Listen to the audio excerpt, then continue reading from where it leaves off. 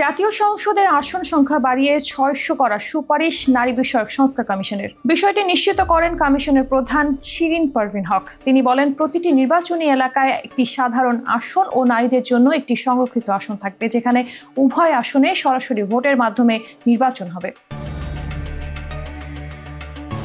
Foreign service একাডেমিতে আয়োজিত press ব্রিফিংয়ে ১৫টি মূল বিষয়ে সুপারিশ করেছে নারী বিষয়ক সংস্কার কমিশন।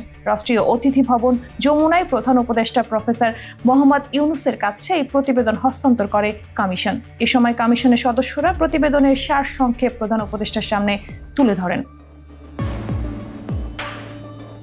প্রতিবেদনে সংসদের আসন সংখ্যা বাড়িয়ে ৬০০ করার সুপারিশ করে নারী বিষয়ক সংস্কার কমিশন। এই সুপারিশ অন্তর্বর্তী সরকারের সময় বাস্তবায়ন সম্ভব বলে মনে করে কমিশন। অন্তর্বর্তী সরকার ২০২৪ সালের নভেম্বরে নারী পক্ষের প্রতিষ্ঠাতা সদস্য ও মানবাধিকার কর্মী শিরিন পারভীন হককে প্রধান করে ১০ সদস্যের এই নারী বিষয়ক সংস্কার কমিশন গঠন করে।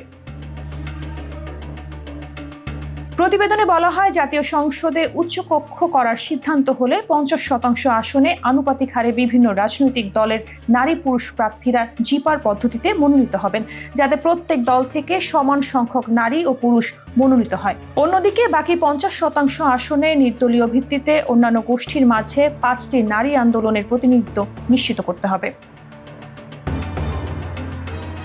এতে আরো বলা হয়, রাজনীতিতে নারীর অংশগ্রহণ নিশ্চিত করার লক্ষ্যে গণতান্ত্রিক চর্চার প্রসার ও অনুকূল পরিবেশ তৈরি করতে হবে। এছাড়া রাজনীতিতে সামাজিক ও দুর্নীতি বিষয়ক বাধা দূর করতে বিধি প্রণয়ন সহ আরপিওতে নারীর অংশগ্রহণ বিষয়ক বিধান পালন বাধ্যতামূলক করতে হবে।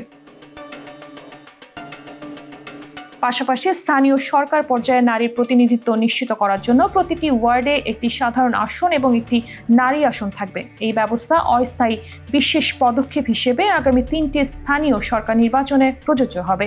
এছাড়া নারী সংসদ সদস্যদের নারী সমাজের কাছে জবাবদিহি করার ব্যবস্থা প্রতিষ্ঠা করারও সুপারিশ করা হয়েছে।